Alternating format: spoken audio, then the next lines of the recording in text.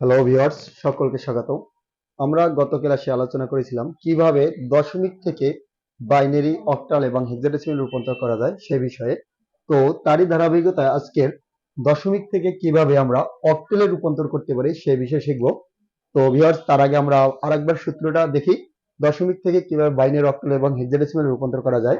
দেখো, দশমিক থেকে যে সংখ্যায় রূপান্তর করতে হবে সেই সংখ্যার ভিত্তি দ্বারা প্রদত্ত পূর্ণ সংখ্যাকে ভাগ করতে হবে এবং ভগ্নাংশ সংখ্যাকে গুণ করতে হবে। আবার বলি, দশমিক থেকে যে সংখ্যায় রূপান্তর করতে হবে সেই সংখ্যার ভিত্তি দ্বারা প্রদত্ত পূর্ণ সংখ্যাকে ভাগ করতে হবে এবং ভগ্নাংশ সংখ্যাকে গুণ করতে হবে। তো দেখি, 57.50 ব্র্যাকেট দিয়ে আছে কি 10। তো এটা কিতে আছে? দশমিকে। এটাকে আমরা কোথায় করব? হট 8 অক্টেলে। তার মানে দশমিক থেকে অক্টেলে কত? তো দশমিক থেকে অক্টেলে কত এরকম করতে হলে আমাদের এই উপরের সূত্রটা ফলো করলে আমরা দশমিক থেকে অক্টেলে ইজিলি করতে পারবো। তো দেখি কিভাবে আমরা দশমিক থেকে অক্টেলে রূপান্তর করতে পারি।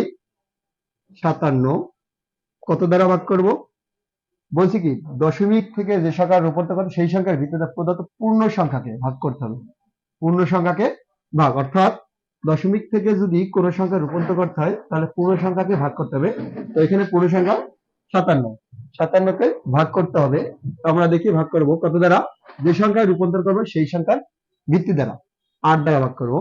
8 দিয়ে ভাগ করি, 8 5 এর ভিতরে জানাম 7, 8 7 8 56, 7 8 57 ভিতরে কয়বার? 7 বার, 7 8 56, হাতে থাকে 1, হাতে থাকে কত? 1।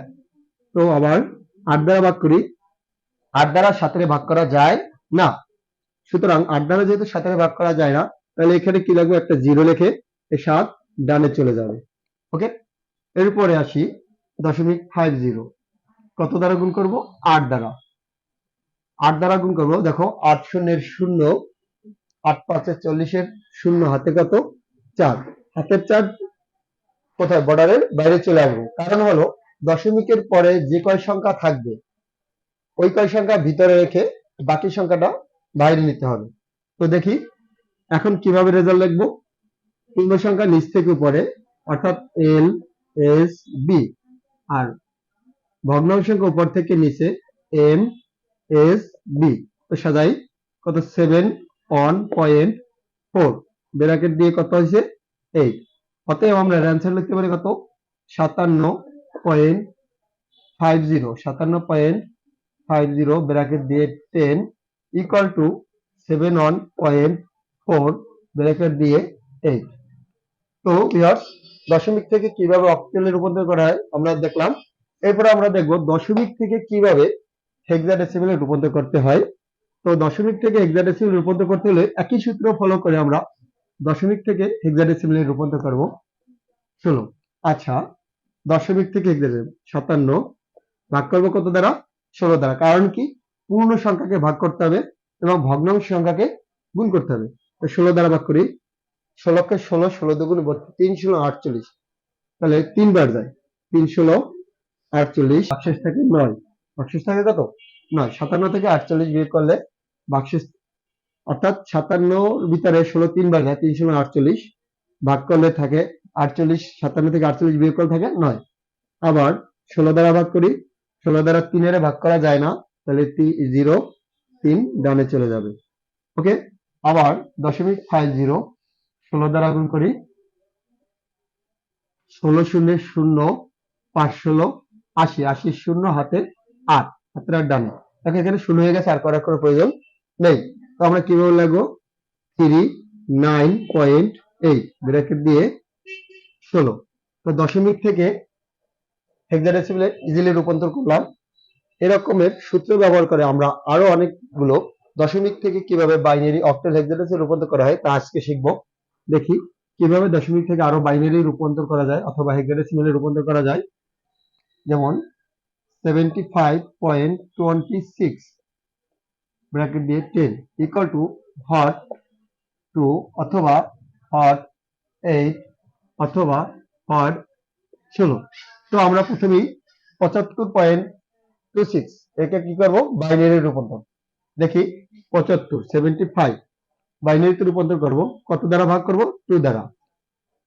3 দুগুণে 6 হাতে থাকে 1, আনলাম 5, 15, 7 দুগুণে 14 হাতে থাকে 1। আবার 2 দ্বারা 2 একে 2, 3 হাতে থাকে 1, আনলাম 7, 17, 8 দুগুণে 16 হাতে থাকে 1। আবার 2 দ্বারা 9 দুগুণে 18 হাতে কিছু থাকে না 0। আবার 2 দ্বারা 4 দুগুণে 8 হাতে থাকে 1। আবার 2 দ্বারা 2 দুগুণে 4 হাতে থাকে 0। আবার 2 দ্বারা 2 একে 2 হাতে কিছু থাকে না 0। আবার 2 দ্বারা 0 হাতে থাকে 1। ওকে। আবার 0.26 কত দ্বারা গুণ করব? 2 দ্বারা গুণ। 6 দুগুণে 12, 2 হাতে থাকে 1, 2 দুগুণে 4 1, 5 হাতে কিছু থাকে না 0, কারণ দশমিকের পরে 2 সংখ্যা আছে, অতএব 2 সংখ্যা রেখে বাকিটা ডানে চলে আসবে। আবার 2 দ্বারা 2 দুগুণে 4, 5 দুগুণে 10 এর শূন্য হাতে 1, হাতের 1 ডানে। তো ভিউয়ার্স আমাদের আর এখানে করার প্রয়োজন নেই, কারণ এখানে একটা শূন্য হয়ে গেছে, এই সংখ্যা আর মিলবে না, অতএব আমাদের এখানেই শেষ। রেজাল্ট লাগবে কি? নিচ থেকে উপরে পূর্ণ সংখ্যায় এবং উপর থেকে নিচে ভগ্নাংশ সংখ্যায়। 1 0 0 1 0 ডাবল 1 দশমিক 0 1 ব্র্যাকেট দিয়ে 2। তো এ হলো বাইনারি, দশমিক থেকে বাইনারি। আবার আমরা শিখবো কি দশমিক থেকে অক্টেল। দশমিক থেকে কিভাবে অক্টেল করবো? আবার ওই একই রকমের 75 কত দ্বারা? 8 দ্বারা। 7 8 56, 8 8 64, 8 9 72, 8 75 এর ভিতর 9 বার যায়, 8 9 72, হাতে থাকে 3। আবার 8 দ্বারা 9 এর ভিতর 8 একবার যায়, 8 অক্ষে 8 হাতে থাকে 1। আবার 8 দ্বারা 1 এর ভিতর যায় না, তাহলে কি 0 হাতে থাকে 1 ডানে। ওকে। আবার দশমিক কত? 26 8 দ্বারা গুণ করব, 8 6 48 এর 8 হাতে থাকে 4, 8 দুগুণে 16, 8 4 20, 20 এর শূন্য হাতে 2। ওকে। আর করার প্রয়োজন নেই। তো আমরা কি লিখতে পারি? 1 1 3.2 ব্র্যাকেট দিয়ে 8। তো 75.26 থেকে দশমিক থেকে বাইনারি করলাম, 75.26 দশমিক থেকে আমরা অক্টেল করলাম। এরপরে দেখো আমরা কিভাবে হেক্সাডেসিমেল করব। 75.26 সরি 75 থেকে আমরা কি করব? হেক্সাডেসিমেল 16 দ্বারা ভাগ, 4 ষোলং 64, 4 ষোলং 64, 4 ষোলং 64 হাতে থাকে 11। আবার 16 দ্বারা 4 এর ভাগ করা যায় না, 0 হাতে থাকে 4। আচ্ছা, এরপরে